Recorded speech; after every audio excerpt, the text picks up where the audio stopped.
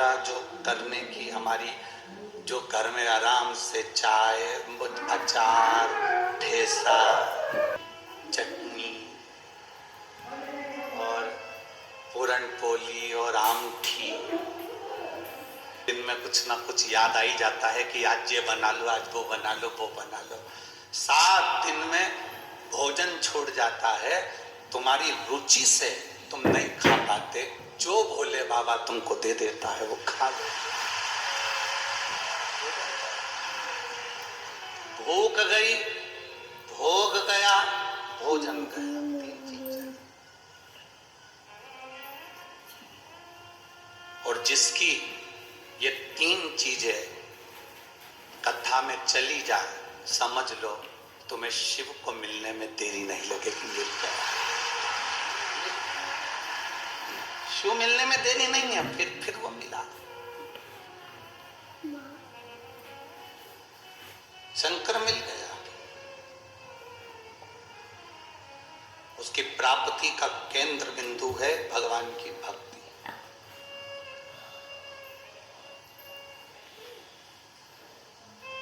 दर्शन का मतलब ये नहीं कि हम शिवालय में जा रहे हैं, दर्शन का मतलब ये नहीं कि हम मंदिर जा रहे हैं, दर्शन का मतलब ये नहीं कि हम संत के दरवाजे जा रहे हैं। दर्शन का मतलब है जो हमारे पास हमें जिंदगी भर देख रहे हैं, हमारी सास है उसमें अच्छाई जिंदगी भर देख रहे हैं, हमारे बच्चों की अच्छाई जिंदगी भर देख रहे हैं, अपने रिश्तेदारों की अच्छाई जिंदगी भर देख रहे हैं। तुम जब अपनी आंख से अच्छा देखना चालू कर दो तो समझ लेना तुम्हें मंदिर जाने की जरूरत नहीं है, तुमने दर्शन प्रभु का कर। बुरा जो देखन में चला बुरा न मिलिया। संसार में बुरा है ही नहीं कोई, क्योंकि अपने से बुरा कौन हो गए बता।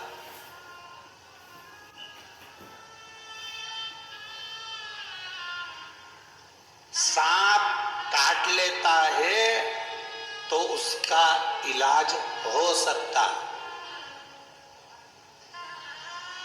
बहुत ध्यान देना महाराज।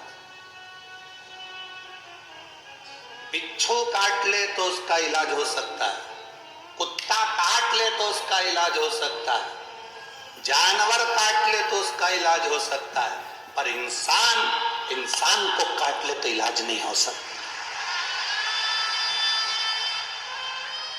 हम ऐसा काटने की बात नहीं कर रहे हैं कि तुम किसी को काट लो इस काटने की, नहीं। जिसके भीतर नफरत भरी हुई है और अंदर से व्यापार काट रहा है, तरक्की देखकर जल रहा है और उसको नीचे गिराने का सोच रहा है, समझ लो कि वो काट रहा है। जितना जहर सांप के विष में नहीं है, जितना जहर बिच्छू के डंक में नहीं है, उससे ज्यादा जहर आज के आदमी के अंदर भराता चले जा रहा है। एक दूसरे को देख देख कर जहरीला हो रहा है। मेरी जीजियों, मेरी बहुओं से निवेदन है बेटा, मेरी बेटियों से निवेदन है, मेरी बहुओं से निवेदन है, मेरी बेटियों से निवेदन है, तुम्हारे घर में जितने सदस्य हैं, सास अपशब्द कहे ना बेटा, कभी बुरा ना मानिएगा। ससुर अपशब्द कहे ना, कभी बुरा ना मानिएगा। सास अपनी पूरी दौलत उठाकर अगर अपनी जेठानी को भी दे देना तो आंख में आंसू नहीं आना चाहिए। पूरी प्रॉपर्टी उठाकर किसी, बेटियों ये कभी मत सोचना कि तुम्हारी सास ननद को स्नेह करती है, हमसे तो बात तक नहीं करती।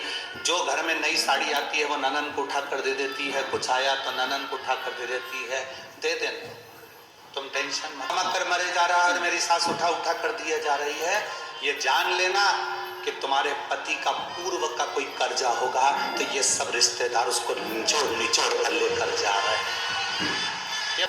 सास किसी को उठाकर पूरी प्रॉपर्टी भी दे दे तो चिंता मत करना। नानी बाई के मायरे में कथा आती है, नरसिंह मेहता की भाभी ने पूरी जायदाद जय कुंवर बाई की अपने कर ली थी और नरसिंह मेहता और माणिक गौरी को धक्के देकर निकाल दिया। नरसिंह मेहता की पत्नी को धक्के देकर निकाल दिया, नरसिंह मेहता को धक्के देकर निकाल दिया। और नरसिंह मेहता की जो भाभी थी उसने पूरी प्रॉपर्टी अपनी कर ली, पूरा सोना चांदी हीरा पन्ना सब अपना कर लिया, बाद में इनको धक्के मारकर निकाल। जरा विचार करना, जिसको धक्के मारकर निकाला था वो नरसिंह मेहता रोते रोते शंकर जी के मंदिर में गया था। अगर आपने नानी बाई का मायरा सुना होगा तो उसमें लिखा है, नरसिंह मेहता रोते रोते शिव जी के मंदिर में गया था। नरसिंह मेहता सांवरिया का भजन करता था, सांवरिया का पूजन करता था, सांवरिया की भक्ति करता था, पर जिस समय उसे घर से निकाला तो वो शंकर के मंदिर में गया।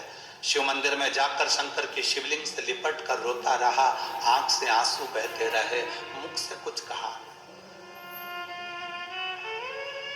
संसार के लोग उससे कहते हैं जो तुम्हारी सुनता ही नहीं है। तुम्हारे को दुख आया, परिवार वालों से कहा, परिवार वाले क्या कर लेंगे?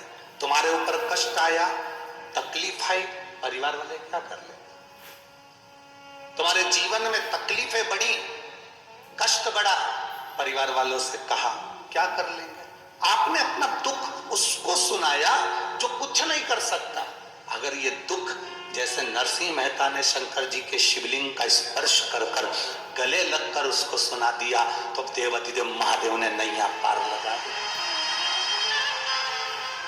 उसने नैया पार कर दी। सारी प्रॉपर्टी नरसिंह मेहता के बड़े भाई ने रख ली, बड़ी भाभी ने रख ली, नरसिंह मेहता को धक्के देकर निकाल दिया। शंकर जी के मंदिर में नरसिंह मेहता पड़ा रहा। समय आया, नरसिंह मेहता के लिए शिव जी प्रसन्न हो गए। दुनिया का पहला संत था जो मरा नहीं था, सात शरीर वैकुंठ गौलोक धाम तक गया था, शंकर जी के साथ भगवान का दर्शन करने गया था। दुनिया का पहला संत नरसिंह मेहता था। क्या दिया भगवान भोलेनाथ ने?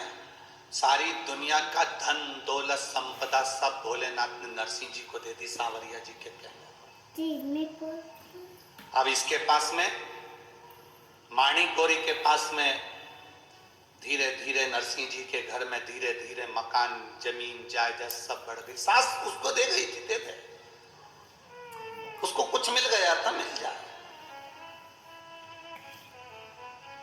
तुम्हारे पास में 5 बीघा जमीन है, 5 एकड़ जमीन है, तुम्हारे बड़े भाई के पास में 10 बीघा जमीन है, 20 बीघा जमीन है, 10 एकड़ जमीन है, चिंता मत करना। तुम जितनी परमात्मा ने तुमको दी है उसमें इतने खुश होकर जीना कि वो 10 एकड़ वाला भी सोचे कि नहीं होने पर इतना खुश कैसे।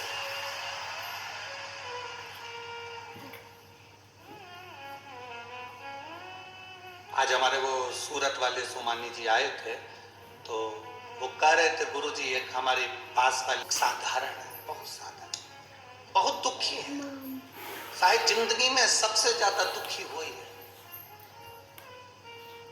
उसने शिव जी का नाम लेकर अपने बच्चों को पालने के लिए, परिवार को पालने के लिए थोड़ा बहुत मठरी और ये चकली और नमकीन का काम चालू करा, उसने ये भेजा है। पर गुरुजी सोमानी जी कह रहे थे सूरत वाले कि इतना दुख था, पहले रोती थी। शिव महापुराण की कथा सुनने के बाद उसने एक संकल्प ले लिया शंकर जी के मंदिर में कि आज के बाद किसी के सामने नहीं रोऊंगी, रोऊंगी तो मेरे महादेव के पास में जाकर रो।